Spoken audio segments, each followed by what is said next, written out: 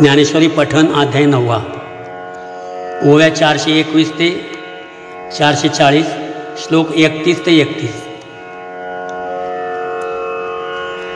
तरी आता पवित्रतयाचेची कुळ अभिजाततेची निर्मळ जन्मले याचे फळ तयासीची जोडले। तो सकळ ही पढिन्नला तपे तोची तपिन्नला अष्टांग अभ्यासिला योगुतेने। ही असो बहुत पार्था तो उतरला कर्मे सर्वथा दयाची अखंडगा आस्था मजची लागी। अवघिया मनोबुद्धीची आहटी भरोनी एकनिष्ठेची पेटी मज माझी किरीटी निक्षेपिली। क्षिप्रम भवति धर्मात्मा शश्वशान्तिं निगच्छति। कौन्तेय प्रतिजानीहि न मे भक्त प्रणश्यति।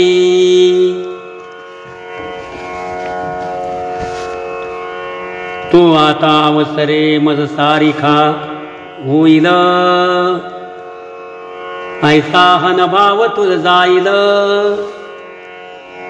हा गा अमृतात राहील तया मरण कैचे। पै सूर्यू जो वेळून उदय जे तया वेळा की रात्री म्हणजे। तेवी माझी भक्ती विणजे कीजे ते महापाप नोहे। म्हणून तयाची या चित्ता माझी जवळीक पंडू सुता। तेव्हाची तो तत्वता स्वरूप माझे। जय दीपे दीपू लाविजे तेथ आदिल कोण हे नोळखिजे। तैसा सर्वस्वे जो मज भजे तुम्हीची होऊन ठाके। मग माझी नित्य शांती तया दशातेची कांती। किंबहुना जिती माझे निजीवे। एथ पार्था पुडत पुडती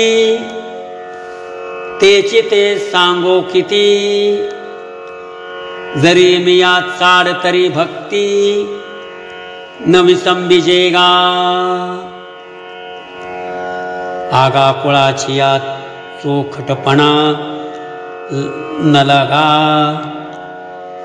अभिजात धणी श्लांघा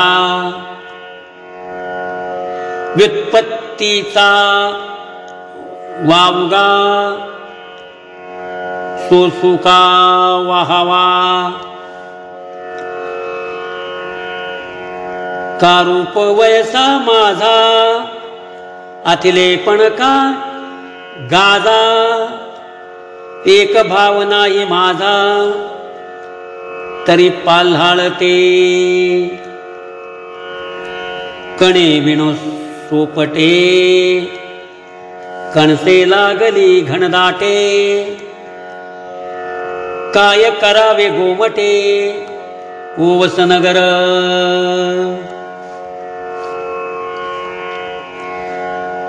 ना तरी सरोवर आटले राणी दुखिया दुःखी भेटले। का वांज फुली फुलले झाड जैसे। तैसे सकळते वैभव अथवा कुळ जाती गौरव। जैसे शरीर आहे सावेव परिजीवची नाही, तैसे माझी भक्ती विना जळते जियाले पण, अगा पृथ्वीवरी पाषाण नसती काई, पैहिवराची दाट सावली सज्जनी जैशी वाळिली, तैसी पुण्य डावलुनी गेली अभक्ता ते,